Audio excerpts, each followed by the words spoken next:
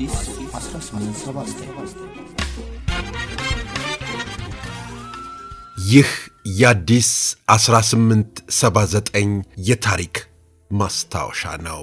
የአፄ ቴዎድሮስ መነሻና መሠረታዊ ዓላማ በመሳፍንቱ የሥልጣን ሽሚያ የተከፋፈለችውን ኢትዮጵያ መልሶ አንድነቷን ማረጋገጥና ጠረፎቿን የያዘውን ቱርክን አባሮ የጥንት ታላቅነቷን ማደስ ነበር።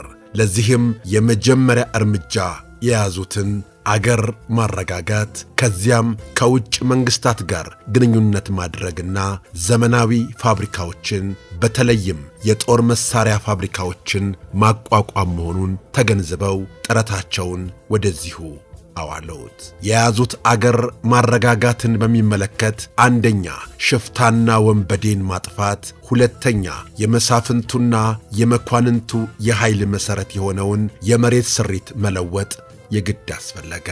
አፄ ቴዎድሮስ ልዩ ዘብ ላቋቁም ነውና ሸፍተህ በዱር በገደሉ ከምትንከራተት በኋላ ስትያዝ ከምትሰቀል ናግባ ይሻልሃል፣ ቀለብ ሰፍርልሃለሁ ብለው አዋጅ አስነገሩ። ሽፍታና ወንበዴው እየተስገበገበ እየተንጋጋ መጣ። ሽፍታ የነበረ ንጉሥ የሽፍታ ነገር ይገባዋል ብሎ ሳይሆን አይቀርም እየተያዘ እንደ ወንጀሉ መጠን ተቀጣ። ከዚያ በኋላ ምን ያህል ዓመፅ በሳቸው በአፄ ቴዎድሮስ ላይ ቢበዛ ሕዝቡ ግን ከሽፍታ ከወንበዴ አረፈ። ኢትዮጵያን እስከ መከፋፈል ያህል ኃይል የነበራቸውን የመሳፍንቱንና የመኳንንቱን የባላባቶቹን የመሬት ይዞታ ስፋት ለመቀነስ አፄ ቴዎድሮስ የሚከተሉትን አዋጅ አወጁ። አንደኛ፣ ውርስ እንደ ቀድሞው ለባሕር ልጅ ብቻ መሆኑ ቀርቶ የተወለዱ ልጆች ሁሉ እኩል ይወርሳሉ። ሁለተኛ፣ ዲቃላም ልጅ ነው፣ መወለዱ ከተረጋገጠ እቤት ከተወለዱት እኩል ይወርሳል። ሦስተኛ፣ ሴት ልጅም ከወንድ ልጅ እኩል ትወርሳለች።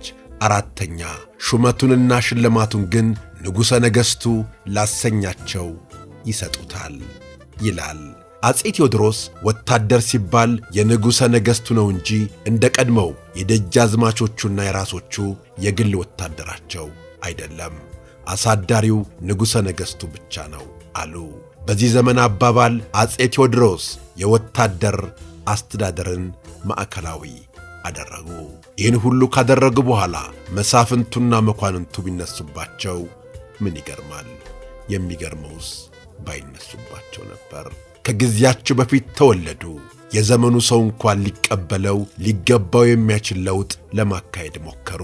እኛ የኋለኛዎቹ ዘመናት ትውልዶች ነን። የአፄ ቴዎድሮስ መከራ ሊገባን የሚችል ከልብ ብንሞክር። አፄ ቴዎድሮስ ለሰራዊቱ ምንና ብለው ቢያስቡ በአንድ በኩል ቤተ ክርስቲያን ብዙ ርስት አላት፣ በሌላ በኩል ደግሞ ተግባሯ ርስት ከማከማቸትና ከማስተዳደር የተለየና የራቀ መሆን አለበት። ንጉሠ ነገሥቱ ለቤተ ክርስቲያን አባቶች ይህን ጉዳይ ሲያነሱባቸው ጊዜ የቤተ ክህነት ሀብት የአባቶቿ የሌዋውያን ነው፣ አይነካም፣ የእግዚአብሔር መባ ነው ሲሉ መለሱ። አፄም ዳዊት በተራበ ጊዜ የቤተ መቅደስን መባዓ እንደ በላ አታስታውሱምን? አሉ። እኔና ወታደሮችም ተርበናል አሏቸው።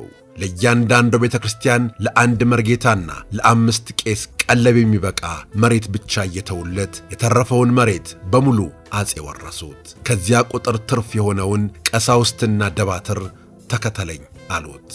ወታደር ሁን አሉት እና ቤተ ክህነትስ አጤ ቴዎድሮስን ብትጠምዳቸው ምን ይገርማል?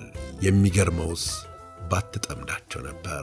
አጤ ቴዎድሮስ ካለፉ በኋላ እንኳን ቂም የተወረሰ ይመስል ከሳቸው በፊትም ከሳቸው በኋላም ለነገሱ ነገሥታት ሁሉ ቤተ ክርስቲያን በስም ጠርታ ጸሎት ስታደርግ የአፄ ቴዎድሮስ ስም ግን አይጠራም ነበር ይባላል።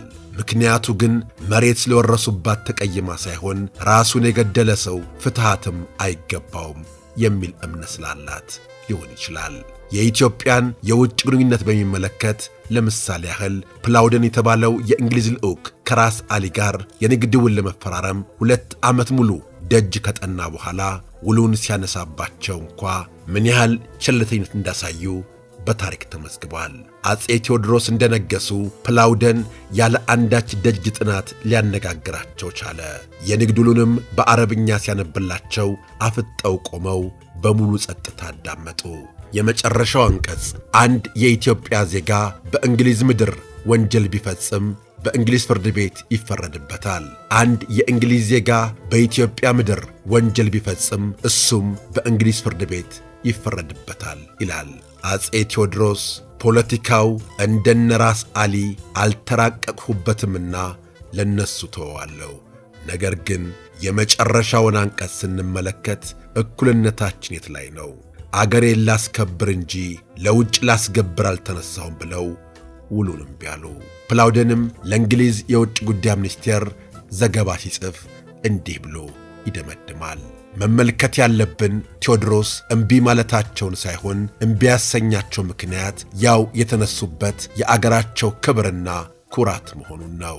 ይህንንም ተረድተን ውሉ የሚስተካከልበትን ማሰብ ይኖርብናል። ይልቁንም ማጤን የሚኖርብን እነ ራስ አሊ ያን ያህል ጊዜ ካገላበጡ በኋላ ለመጀመሪያ ጊዜ በኢትዮጵያ ውስጥ በጥሞና ሰምቶ አዳምጦ ሲያበቃ ወዲያው እሺ ወይም እምቢ የሚል ቁርጥ ያለ መልስ የሚሰጥ መሪ መነሳቱ የታወቀ ነው። ታሪኩም ብዙ ነው። ወደፊት ታሪኩን ተንተን አድርገን እንመለስበታለን። ቤተሰቦቻችን ስለ አብሮነታችሁ፣ ስለ ወዳጅነታችሁ ከልብ እናመሰግናለን። በቀጣይ እንዲሁ እንዳማረብን ተመልሰን እንመጣለን። እናመሰግናለን።